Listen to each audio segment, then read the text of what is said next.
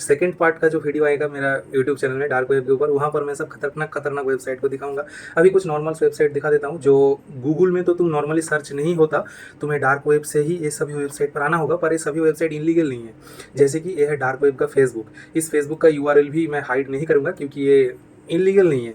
आपका एक मिथ होगा कि डार्क ये वीडियो सिर्फ एजुकेशनल पर्पस और एंटरटेनमेंट पर्पस के लिए है। अगर आप डार्क वेब में घुसते हो और आपका कुछ भी नुकसान हो जाता है तो उसका रिस्पॉन्सिबिलिटी मेरा नहीं है। तो डार्क वेब में पहले हम जानेंगे कि छुपने का तरीका कैसे है, हम इंटरनेट की दुनिया में कैसे सभी से छुप सकते हैं। तो चलो वो देखते हैं।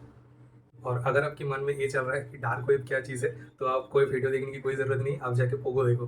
डार्क वेब एक ऐसी चीज़ है इंटरनेट की दुनिया में जो जहाँ पर कोई भी नॉर्मल इंसान नहीं जा सकता।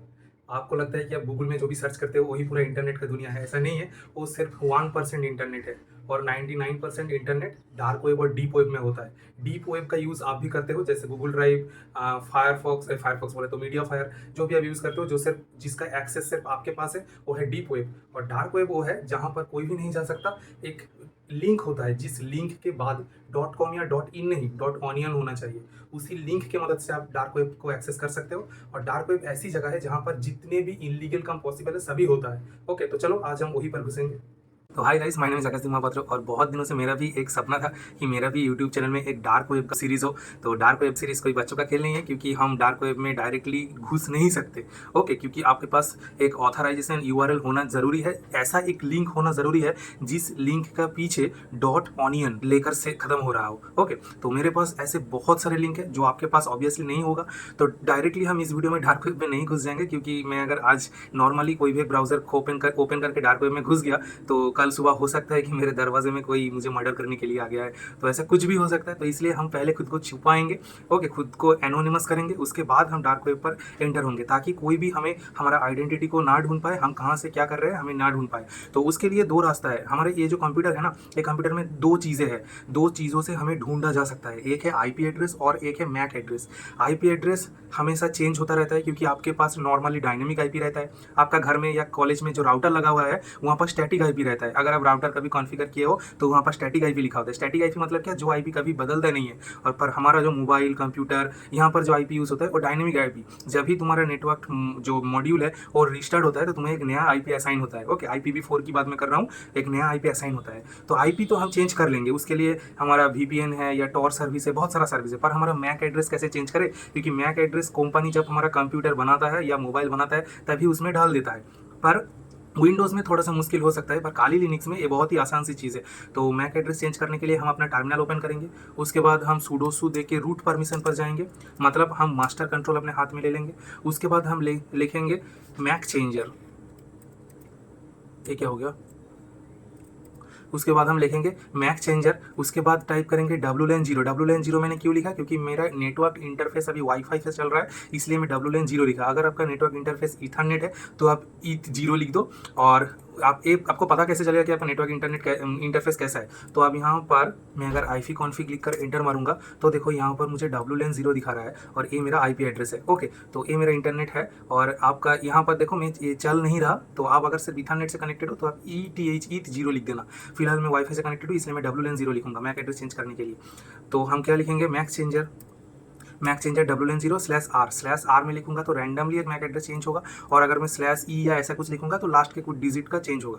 तो मैं यहाँ पर एंटर मार रहा हूँ तो यहाँ पर मुझे परमिशन डिनाई कर रहा है। परमिशन डिनाई क्यों कर रहा है, क्योंकि मेरा जो नेटवर्क वाईफाई मॉड्यूल है वो एक्टिव है, उसको हमें डाउन करना होगा, बंद करना होगा। नहीं तो अगर जैसे कि आप समझा करो, आप कोई गाड़ी में कोई कार में उठ या उतरने जा रहे हो, उठना चाह रहे हो या उतरने जा रहे हो, तो आप उठने के लिए भी उस गाड़ी को रुकना होगा ना, चलते चलते तो आप नहीं कूद सकते। ओके, तो इसलिए हमें उस मॉड्यूल को बंद करना होगा। तो इसके लिए हमें कमांड है ifconfig WLAN 0 डाउन, तो हम उसको दबा देंगे। डाउन दबाकर एंटर मारेंगे तो हमारा जो वाईफाई मॉड्यूल है वो बंद हो गया है। उसके बाद हमें मैक चेंजर को एंटर मारना होगा। तो देखो हमारा मैक चेंजर पहले कुछ ऐसा था, अब कुछ ऐसा हो गया है। तो हमें एक मैं नॉर्मली 3 बार करता हूँ ताकि मेरा 3 बार का एक मैक एड्रेस का लेयर बन जाए। ओके, ताकि अगर कोई एक मैक एड्रेस को ढूंढ भी ले कि वो मैक एड्रेस का पहला मैक एड्रेस कैसा था, तो वो भी तो गलत ही था ना। उसको 3 बार 3 लेयर पार करके असली मैक एड्रेस तक जाना होगा। तो मैं हमेशा ही 3 बार दबाता हूँ। उसके बाद हम फिर से अपना जो वाईफाई मॉड्यूल है वो डाउन था उसको हम अप कर देंगे। उसका आप करके एंटर किया तो हमारा नेटवर्क मॉड्यूल अभी स्टार्ट हो चुका है। और एक चीज़ मैं बताना भूल गया, मैक एड्रेस चेंज करना किसी किसी कंट्री में इलीगल है। फिलहाल इंडिया में ऐसा कोई कानून नहीं है, पर टेक्निकली इलीगल है क्योंकि तुम अपने डिवाइस का जो मैन्युफैक्चरिंग आइडेंटिटी है उसको चेंज कर रहे हो, तो ये टेक्निकली इलीगली हुआ, पर अभी फिलहाल के लिए तुम चेंज कर सकते हो। उसके बाद हम क्या करेंगे, प्रॉक्सी चेन का यूज़ करेंगे। आप सोचोगे कि मैं तो डायरेक्ट यहाँ पर टॉर ब्राउज़र का यूज़ कर सकता था, देखो मेरा टॉर ब्राउज़र इंस्टॉल भी है, या तो टॉर ब्राउज़र मैं इंस्टॉल क्यों नहीं कर रहा, क्योंकि ऐसे बहुत सारे सर्विस है इंटरनेट में जो टॉर नेटवर्क को आराम से डिटेक्ट कर लेगा। और अगर आप इनकॉग्निटो की यूज़ करने की सोच रहे हो, सम टाइम ऑफ प्रॉक्सी या ऐसा कुछ, आप ऐसे गौर किए होगे, आप जब नॉर्मल ब्राउज़र यूज़ करते हो तो वहाँ पर बहुत नॉर्मल यूज़ होता है, पर अब जब इनकॉग्निटो टैब को ऑन करते हो तब आप देखते हो कि बहुत बार गूगल कैप्चा को यूज़ करता है, क्योंकि बहुत बार आपको ऐसा कुछ इंटरफेस आता है ना कि फाइंड करो कार कौन सा है, तो आपको कार क्लिक करना पड़ेगा या आई एम नॉट रोबोट ऐसा कुछ क्लिक करना पड़ता है बार बार। क्योंकि ऐसा क्यों करता होता है, क्योंकि गूगल आपका डिटेक्ट कर लेता है कि अब इनकॉग्निटो टैब पर हो। ओके, और प्रॉक्सी सर्वर को भी डिटेक्ट कर लिया जा सकता है। तो सबसे अच्छी चीज़ थी VPN यूज़ करना, पर VPN अभी यूज़ करने का कोई मतलब नहीं है, क्योंकि इंडिया में VPN का लॉग स्टोर होता है 5 साल के लिए, और अगर सरकार चाहे, मतलब गवर्नमेंट चाहे, तो वो लॉग आपका ले सकता है उस कंपनी से। ओके, तो कोई मतलब नहीं बनता, आप एनोनिमस नहीं हो। ओके, तो इसलिए सबसे बेस्ट काम क्या होता है, अगर हम टॉर नेटवर्क को प्रॉक्सी चेन के साथ यूज़ करें, तो कोई टॉर, अगर प्रॉक्सी चेन यूज़ हो रहा है तो कोई भी सर्विस टॉर नेटवर्क को डिटेक्ट नहीं कर पाएगा, क्योंकि उसके पीछे प्रॉक्सी चेन है। और अगर प्रॉक्सी चेन को कोई पकड़ लेता है तो वो भी डायरेक्ट डिटेक्ट नहीं कर पाएगा, क्योंकि उसके सामने टॉर यूज़ हो रहा है। ओके, तो दोनों का हम कॉम्बिनेशन यूज़ करेंगे। तो उसके लिए हमें 2 टूल की ज़रूरत पड़ेगी, हमें उसको इंस्टॉल करना होगा। तो हम sudo apt install proxy chain करेंगे, प्रॉक्सी चेन, उसके साथ टॉर्क सर्विस को भी इंस्टॉल करेंगे। तो हम एंटर मारेंगे तो हमारा पैकेज यहाँ पर दिखा रहा है already the newest version installed. Okay, तो आप अगर आपका यार अगर इंस्टॉल नहीं है तो यहाँ पर येस नो मांगेगा, तो वाई दबा के एंटर कर लेना, तो इंस्टॉल हो जाएगा। उसके बाद हमें क्या दबाना होगा, हमें इस प्रॉक्सी चेन के कॉन्फ़िगर फाइल पर जाना होगा। ओके, तो कॉन्फ़िगर फाइल पर क्या करेंगे, नैनो एक्चुअली एक एडिटर है, जैसे आप विंडोज़ में नोटपैड यूज़ करते हो उसी तरह लिनक्स पर एक नैनो एडिटर होता है जो आप टर्मिनल से ही डायरेक्ट यूज़ कर सकते हो। ओके, तो हम वहाँ पर लिखेंगे sudo nano /etc proxychain.conf, enter मारेंगे तो यहाँ पर प्रॉक्सी चेन का जो डेटाबेस, मतलब जो सेटिंग्स है ओपन हो चुका है। यहाँ पर देखो 3 चैनल है, एक है डायनामिक चेन, उसके बाद है स्टैटिक चेन, और उसके नीचे रैंडम चेन। यहाँ पर क्या होगा, मैं एक बार समझा देता हूँ। मैं एक बार मैं बताऊँगा तो आप स्टैटिक चेन का यूज़ करना, मतलब जो बाय डिफ़ॉल्ट ओपन है। आप डायनामिक चेन या रैंडम चेन का यूज़ मत करना। क्यों मत करना, यहाँ पर क्या होता है, आप जो भी सर्विस यूज़ कर रहे हो ना, टॉर नेटवर्क या जो अपना प्रॉक्सी चेन जो भी यूज़ करोगे, वो सब जैसे तुम यूज़ करोगे उसी तरह यहाँ पर वो कनेक्ट करता रहेगा। पर यहाँ पर इफ़ एल्स कंडीशन क्या है, अगर जो चेन्स तुम यूज़ कर रहे हो वहाँ पर कोई भी एक नेटवर्क काम नहीं कर रहा है, तो ये पूरा नेटवर्क को जैम कर देगा, ये काम नहीं करेगा। तो इसीलिए स्टैटिक चेन होता है। डायनामिक चेन क्या होगा, तुम जैसे अरेंज करोगे उसी तरह काम करेगा, पर सोचो कि अंदर कभी ऐसा कुछ हुआ कि नेटवर्क प्रॉब्लम के कारण तुम्हारा प्रॉक्सी टॉर सर्विस यूज़ काम नहीं कर रहा, तो डायनामिक चेन उसको बाईपास करके प्रॉक्सी चेन का यूज़ ले लेगा। तो यहाँ पर प्रॉब्लम क्या होगा, अच्छी चीज़ है, पर यहाँ पर प्रॉब्लम क्या होगा, तुम्हारा जो अगर टॉर नेटवर्क काम नहीं कर रहा, प्रॉक्सी चेन यूज़ हो रहा है सिर्फ, तो गूगल आराम से डिटेक्ट कर लेगा कि यहाँ पर कुछ ना कुछ गड़बड़ चल रहा है और तुम एनोनिमस नहीं रहोगे। और रैंडम चेन की बात तो छोड़ ही दो, वो क्या करता है वही जाने। तो सिक्योरिटी पर्पस के लिए स्टैटिक चेन का यूज़ करो। हाँ, मैं समझता हूँ कि इंटरनेट स्पीड थोड़ा स्लो हो जाएगा, पर ये सबसे सिक्योर मेथड है। ओके, अगर तुम इसको बंद करना चाहते हो तो तुम यहाँ पर कर्सर लेके आओ, यहाँ पर एक हैच दबा दो तो ये बंद हो जाएगा, और डायनामिक चेन का सामने हैच को हटा दो तो ये ओपन हो जाएगा। पर मैं यहाँ पर हैच दे रहा हूँ, सॉरी, मैं शायद यहाँ पर ये डायनामिक चेन, यहाँ पर हैच हटा दो तो ये ओपन हो जाएगा। तो मैं यहाँ पर हैच दे देता हूँ और हमारा स्टैटिक चेन पर हैच हटा देता हूँ, जैसे नॉर्मली रहना चाहिए। और यहाँ पर नीचे हमारा कुछ सेटिंग है, यहाँ पर देखो टॉर नेटवर्क का IP एड्रेस है और टॉर नेटवर्क का पोर्ट है। कैसे समझ पा रहा हूँ कि टॉर है, ये देखो यहाँ पर लिखा हुआ है कि टॉर सर्विस है, तो यहाँ पर बाय डिफ़ॉल्ट टॉर इंस्टॉल है। तो इसके साथ हमें एक प्रॉक्सी चाहिए। तो प्रॉक्सी के लिए यहाँ पर तुम मोजिला फायरफॉक्स को ओपन करो, बहुत सारे ऐसे फ्री प्रॉक्सी होगा, तो मैं उनमें से एक ले लेता हूँ। जैसे कि मैं एक वेबसाइट दिखा देता हूँ, हाइड माई नेम नाम का, ये एक वेबसाइट है। तो फिलहाल मैं यहाँ पर सिर्फ टॉर नेटवर्क का यूज़ कर रहा हूँ, आपको ये दिखाने के लिए कि टॉर नेटवर्क डिटेक्ट कैसे हो जाता है। तो मैं इसका Ctrl+X दबा के एग्जिट कर रहा हूँ। यहाँ पर बोल रहा है कि तुम जो मॉडिफाई किया वो सेव करोगे कि नहीं, तो मैं फिलहाल येस करके इंटर मारता हूँ, तो ये सेव हो गया है। उसके बाद हम क्या लिखेंगे, हम जो टॉर नेटवर्क है उसको स्टार्ट करेंगे। तो उसके लिए क्या कमांड है, sudo service tor start। तो हम sudo सर्विस टॉर स्टार्ट लिख के एंटर मारेंगे, तो हमारा जो अभी हमने जो फाइल कॉन्फ़िगर किया है, जहाँ पर सिर्फ टॉर ब्राउज़र यूज़ है, हम अभी तक प्रॉक्सी का यूज़ नहीं किया है। ओके, तो हम उसको स्टार्ट करते हैं। उसके बाद हम फायरफॉक्स का यूज़ करेंगे। प्रॉक्सी चेन फायरफॉक्स एंटर मारेंगे तो यहाँ पर कह रहा है कि फायरफॉक्स का सूडो परमिशन पर सपोर्ट नहीं है, इसके लिए आपको आपका जो ओनर परमिशन है वो चेंज करना होगा, या तो आप नॉर्मल टर्मिनल से, मतलब नॉर्मल जो पहले जो था, ये जो नॉर्मल जो टर्मिनल है वहाँ से एक्सेस करो, तो दोनों ही आप कर सकते हो। तो मैं फिलहाल इसका परमिशन चेंज कर देता हूँ। तो उसके बाद हम ये वाला कमांड दबाएंगे, यहाँ पर CH ओन लिखा है, ओके, तो इसको हम एंटर मार रहे हैं। तो अभी शायद इसको फायरफॉक्स का रूट यूज़र का ओनरशिप मिल चुका है, अगर नहीं मिला है तो हमें दूसरे तरीके का यूज़ करना होगा। तो फिर से हम इस वाले कमांड को चलाएंगे, रन करेंगे यहाँ पर। चलो देखते हैं होता है कि नहीं। अब हम अगर एंटर मारेंगे तो देखो हमारा फायरफॉक्स स्टार्ट हो चुका है। तो स्टार्ट हो चुका है ना, हाँ ये रहा, हमारा फायरफॉक्स स्टार्ट हो चुका है। अब हम देखेंगे कि हमारे टॉर ब्राउज़र डिटेक्ट हो रहा है कि नहीं, क्योंकि हमने अभी तक प्रॉक्सी का यूज़ नहीं किया है। तो हम चलो दबा चेक कर लेते हैं। ये देखो यहाँ पर हम टॉर का यूज़ कर रहे हैं, तो बार बार ऐसे कुछ रिकैप्चा मांगेगा। तो ये तो मतलब इसका मतलब क्या है, जो गूगल का जो सर्विस है वो डिटेक्ट कर ले रहा है कि हम यहाँ पर नॉर्मल ब्राउजिंग का यूज़ कर नहीं रहा है, यहाँ पर हम कोई ना कोई टनल के अंदर से जा रहे हैं। तो चलो हम पहले कैप्चा को फिल कर लेते हैं। तो ये देखो इस वेबसाइट के अंदर हमारा जो IP एड्रेस है वो यहाँ पर बार्लिन दिखा रहा है, मतलब हमारा IP एड्रेस तो चेंज हो चुका है, पर यहाँ पर जो टॉर नेटवर्क का यूज़ हो रहा है ये वेबसाइट आसानी से डिटेक्ट कर लिया है। देखो टॉर नोड डिटेक्टेड, तो हमें इसी चीज़ को चेंज करना है। मतलब सभी जान चुके हैं कि हम टॉर नेटवर्क यूज़ कर रहे हैं, तो उसको बाईपास करना बहुत आसान है। मतलब हमारा जो क्या बोलते हैं, जो आइडेंटिटी है वो रिवील होना, मतलब रिवील होने का संभावना बढ़ जाता है। तो इसलिए हम डायरेक्ट टॉर ब्राउज़र का यूज़ नहीं कर रहे, हम टॉर ब्राउज़र के साथ प्रॉक्सी चेन का अभी हम यूज़ करेंगे।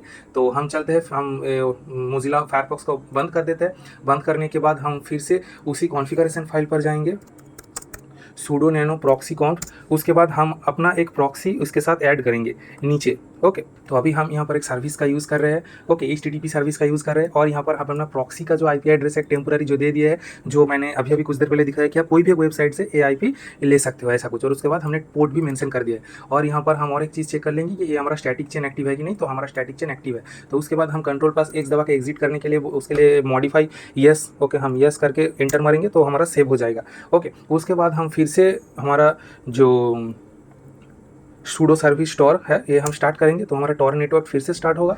उसके बाद हम फायरफॉक्स को स्टार्ट करेंगे, प्रॉक्सी चेन फायरफॉक्स एंटर मारेंगे। अब देखो जो फायरफॉक्स स्टार्ट होगा वहाँ पर टॉर नेटवर्क डिटेक्ट नहीं होगा, पर पीछे से टॉर नेटवर्क ही यूज़ हो रहा है, ओके। तो यही असली एनोनिमस VT है, जो कोई भी हमें पकड़ नहीं सकता। और एक चीज़ देखो यहाँ पर हमारा IP एड्रेस है, और यहाँ पर हमारे टॉर नेटवर्क का जो IP है वो दिखा रहा है, और उसके ऊपर यहाँ पर हमारा जो हमने अभी प्रॉक्सी चेन का यूज़ किया है उसका IP दिखा रहा है। तो दोनों IP एक साथ काम कर रहे हैं ताकि कोई यहाँ पर डिटेक्ट ही ना कर पाए।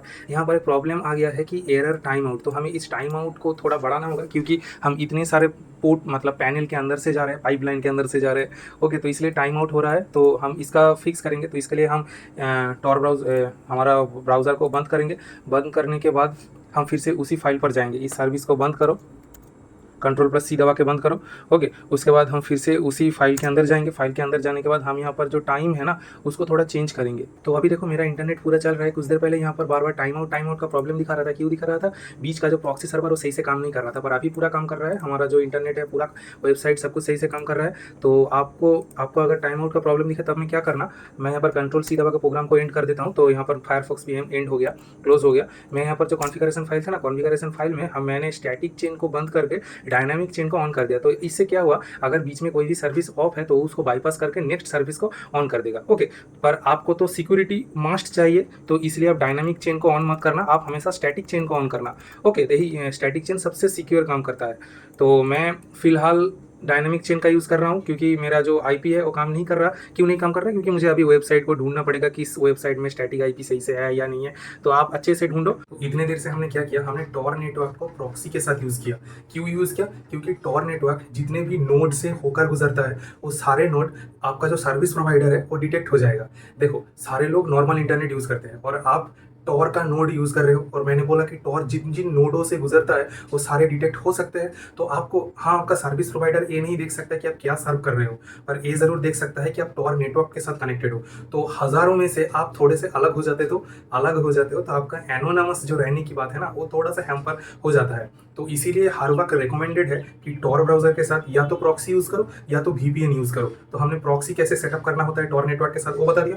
और एक रास्ता है सबसे छुपने का, आप पहले एक VPN सेटअप करो, उसके बाद टॉर नेटवर्क का यूज़ करो। क्यों? क्योंकि हज़ारों लोग VPN यूज़ करता है, तो हज़ारों के भीड़ों में से आपको ढूँढना उतना भी आसान नहीं है। ओके, और उसके बाद वो अगर ढूँढ पाए, उसके बाद वो ढूँढ पाएगा कि आप टॉर यूज़ कर रहे हो या कुछ भी यूज़ कर रहे हो। ओके, तो चलो उसका सेटअप भी देख लेते हैं। तो अगर तुम्हारा प्रॉक्सी ठीक से काम नहीं कर रहा है तो तुम VPN का भी यूज़ कर सकते हो, क्योंकि प्रॉक्सी में भी तुमको ढूँढना जितना मुश्किल है, VPN में भी तुमको ढूँढना और भी मुश्किल है। ओके, क्योंकि प्रॉक्सी से भी ज़्यादा लोग VPN यूज़ करता है, तो हज़ारों लाखों की VPN का भीड़ में तुम्हें ढूंढना बहुत ही टफ हो जाता है। इम्पॉसिबल तो नहीं, पर बहुत ही टफ हो जाता है। तो मैंने अभी क्या किया, मेरा अभी लुक थोड़ा देख सकते हो कि चेंज हो गया है।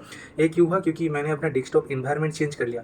कुछ देर पहले यहाँ पर नीचे कुछ ऐप्स दिख रहा था, पर अभी तुम्हें यहाँ पर एप्लीकेशंस दिखेगा। ओके, तो यहाँ पर देखो पासवर्ड अटैक, वायरलेस अटैक, इन सभी अटैक यहाँ से। तो मैंने क्या किया, मैं अपने काली लिनक्स का डेस्कटॉप एनवायरनमेंट को जीनोम से तो XFDC में कन्वर्ट कर लिया हूँ। ओके, तो आप क्या कर सकते हो, मैंने सिर्फ सिक्योरिटी पर्पज़ के लिए किया कि मुझे बिल्कुल भी अनट्रेसेबल है, ताकि हैकर के पास मेरा जो डेस्कटॉप एनवायरनमेंट है उसका भी इन्फॉर्मेशन ना जाए। और लिनक्स में और एक एक्स्ट्रा बेनिफिट होता है, यहाँ पर मैं जब अपना फाइल मैनेजर ओपन करूँगा ना, यहाँ पर मैं जब मेरा हार्ड डिस्क पर जाऊंगा, यहाँ पर देखो पासवर्ड चाहेगा, मतलब मेरे जितना भी ड्राइव है वो सभी इंक्रिप्टेड है। अगर मेरे कंप्यूटर पर रैंसमवेयर वायरस का अटैक हो भी गया तो भी मेरा पर्सनल फाइल्स सिक्योर रहेगा। यही लिनक्स को थोड़ा एक्स्ट्रा सिक्योर बना देता है विंडोज़ से। ओके, तो अभी हम VPN का यूज़ करना सीखेंगे कि कैसे करेंगे। तो अभी हम यहाँ पर मोजिला फायरफॉक्स पर जाएंगे, उसके बाद यहाँ पर देखो ओपन VPN लिखा है, इस वेबसाइट पर हमें जाना होगा। इस वेबसाइट के अंदर यहाँ पर देखो ओपन VPN लिखा है, तो हमें इस ओपन VPN का यूज़ करेंगे। तो ओपन VPN यूज़ करने से पहले हमारा यहाँ पर ओपन VPN इंस्टॉल रहना बहुत ज़रूरी है। तो हम टर्मिनल को ओपन कर लेते हैं, थोड़ा टर्मिनल को बड़ा कर लेते हैं। उसके बाद हम सू दबा के रूट टर्मिनल पर जाएंगे। रूट टर्मिनल पर जाने के बाद हम एक सॉफ्टवेयर इंस्टॉल करेंगे जिसका नाम है ओपन VPN।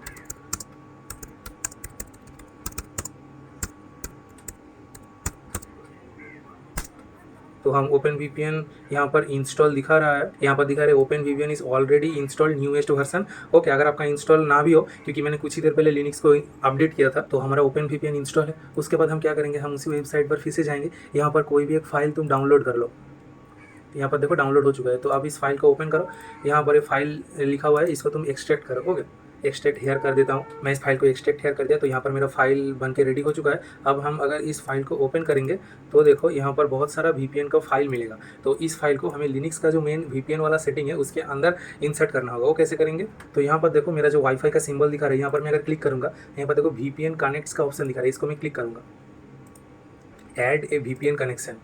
तो यहाँ पर मैं ऑप्शन में इंपोर्ट ए सेव्ड VPN कॉन्फ़िगरेशन को ओपन करूँगा। मेरा यहाँ पर फाइल ऑलरेडी एग्जिस्ट कर रहा है, तो मैं यहाँ से ही डेटा इंपोर्ट कर लूँगा। या तो आप मैनुअली भी इन सब से कर सकते हो। मैनुअली मतलब आपको ओपन VPN को दबाना होगा, उसके बाद सारा डिटेल्स देना होगा। तो मैं यहाँ पर डायरेक्ट इंपोर्ट करूँगा। यहाँ पर अगर मैं क्रिएट करूँगा तो मुझे यहाँ पर फाइल ढूंढने के लिए करेगा। तो मेरा फाइल एक्चुअली यहाँ पर कहाँ पर है, डाउनलोड्स के अंदर है। तो डाउनलोड्स के अंदर यहाँ पर ये वाला फाइल, उसके बाद आप कोई सा भी फाइल को आप यहाँ पर सिलेक्ट करके ओपन करो। तो ये देखो यहाँ पर सब कुछ ऑलरेडी सिलेक्ट, मतलब जो भी लिखा होना था वो लिखा हो गया। यहाँ पर यूज़र नेम और पासवर्ड मांग रहा है, तो आप फिर से उस वेबसाइट पर जाओ। यहाँ पर एडवर्टाइज चल रहा है, जो भी यहाँ पर देखो हमारा यूज़र नेम और पासवर्ड दिया हुआ है, तो हम इसी यूज़र नेम को कॉपी कर लेंगे। तो उसके बाद हम फिर से इस वाईफाई ऑप्शन को दबाएंगे, यहाँ पर VPN कनेक्ट, ये देखो हमारा कॉन्फ़िगर वाला फाइल आ गया, इसको हम टिक कर देंगे। उसके बाद यहाँ पर थोड़ी देर के लिए कॉन्फ़िगरेशन लेगा, उसके बाद देखो ये सिंबल पूरा चेंज हो जाएगा। तो यहाँ पर देखकर VPN का यूज़र नेम और पासवर्ड मारने के बाद हमारा देखो यहाँ पर VPN का सिंबल चेंज हो चुका है।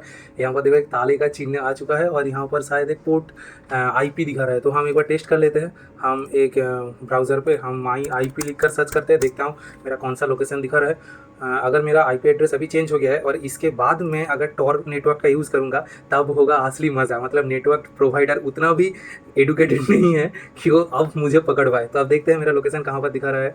थोड़ा सा स्लो काम करेगा इंटरनेट, क्योंकि इतने सारे फिल्टर के अंदर से वो जा रहा है।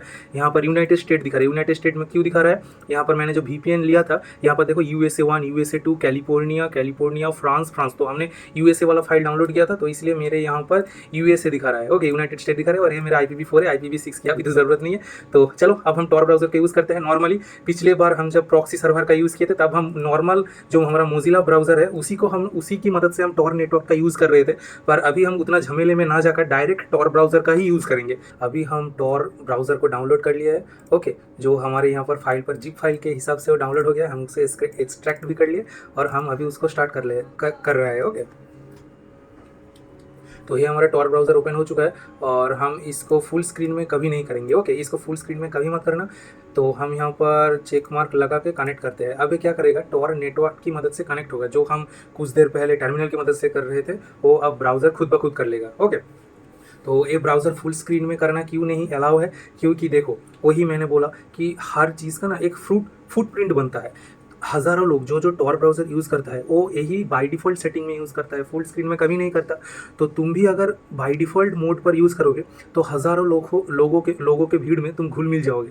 पर अगर तुम एक फुल स्क्रीन में यूज़ कर रहे हो और सारा दुनिया बाय डिफ़ॉल्ट जो नॉर्मल जो टैब है उसी साइज़ में इसको यूज़ कर रहा है, तो तुम्हें ढूँढना आसान हो जाएगा। और दूसरी बात क्या है, अगर पीछे से कोई जावास्क्रिप्ट रन हो रहा है या पीछे से कुछ भी हो रहा है, तो तुम डायरेक्टली नहीं देख पाओगे, क्योंकि वो तो पूरा स्क्रीन पर तुम जोड़ कर काम कर रहे हो। तो इसीलिए रिकमेंड किया जाता है कि टॉर ब्राउज़र को कभी भी फुल स्क्रीन में ना ओपन करना। तो अब इसको कनेक्ट होने देते हैं। ये बहुत टाइम नॉर्मली नहीं लगा था। ये अभी नॉर्मली इतना टाइम क्यों लगा रहा है, क्योंकि हमारा VPN कनेक्टेड है, तो हमारा डायरेक्ट यहाँ पर नेटवर्क प्रोवाइडर के साथ इंटरनेट मेरे लैपटॉप पर नहीं आ रहा है। यहाँ पर वो बहुत सारे IP, बहुत सारे नोड, बहुत सारे टनल की मदद से मेरा इंटरनेट मेरे कंप्यूटर में आ रहा है, तो इसलिए बहुत टाइम लग रहा है। और इसी चीज़ की मदद से कोई मुझे डायरेक्ट ट्रैक भी नहीं कर सकता और मैं इंटरनेट की दुनिया में गायब हो सकता हूँ, यही इसी चीज़ की मदद से। सिर्फ माइनस पॉइंट ये है कि आपका इंटरनेट स्पीड बहुत स्लो हो जाएगा। ओके, तो चलो इसको कनेक्ट होने देते हैं, उसके बाद हम डार्क वेब में एंटर करेंगे। तो अभी हम टॉर नेटवर्क से कनेक्ट हो चुके हैं और मैं अभी तुम्हें कोई खतरनाक सा वेबसाइट तो इस वीडियो में नहीं दिखाने वाला, क्योंकि ये वीडियो ऑलरेडी बहुत बड़ा बन चुका है। ओके, वो हम सेकेंड पार्ट का जो वीडियो आएगा मेरा यूट्यूब चैनल में डार्क वेब के ऊपर, वहाँ पर मैं सब खतरनाक वेबसाइट को दिखाऊंगा। अभी कुछ नॉर्मल वेबसाइट दिखा देता हूँ जो गूगल में तो तुम नॉर्मली सर्च नहीं होता, तुम्हें डार्क वेब से ही ये सभी वेबसाइट पर आना होगा, पर ये सभी वेबसाइट इनलीगल नहीं है। जैसे कि ये है डार्क वेब का फेसबुक। इस फेसबुक का URL भी मैं हाइड नहीं करूँगा, क्योंकि ये इनलीगल नहीं है। आपका एक मिथ होगा कि डार्क वेब मतलब इनलीगल एक्टिविटी होता है। नहीं यार, डार्क वेब में अच्छा काम भी होता है, पर यहाँ पर तुम्हारा आइडेंटिटी तुम छुपा सकते हो, इसलिए कुछ आदमी है जो बुरे काम करता है। इसका मतलब ये नहीं कि हर जगह पर डार्क वेब में बुरा ही काम होता है, तुम्हें डार्क वेब पर घुसना नहीं चाहिए, डार्क वेब यूज़ करना इलीगल है, ये सभी झूठ है। तुम डार्क वेब आराम से यूज़ कर सकते हो, सिर्फ अगर तुम्हारा कोई गलत इंटेंशन ना हो तो। ओके, तो ये देखो ये onion लिखा हुआ है। मैं अगर इस फेसबुक को कॉपी करके डायरेक्ट मैं अगर इस फायरफॉक्स पर पेस्ट करूँगा, एंटर मारूंगा ना, तो देखो ये यहाँ पर मतलब चलेगा ही नहीं। पर फिर भी मैं इस URL को मैं फिर से यहाँ पर कॉपी करके मैं अगर डार्क वेब पर यहाँ पर पेस्ट करूँगा, तो देखो एंटर मार रहा हूँ, तो देखो आराम से यहाँ पर लोडिंग ले रहा है। तो आप समझ चुके होंगे कि .onion लिखा वाला जो वेबसाइट होता है वही डार्क वेब में होता है, और उसको सिर्फ आप इस ऑनियन ब्राउज़र से ही एक्सेस कर सकते हो। कोई भी और ब्राउज़र से आप इन ऑनियन वेबसाइट को एक्सेस नहीं कर सकते। ये आपको मैंने प्रूफ दिखा दिया।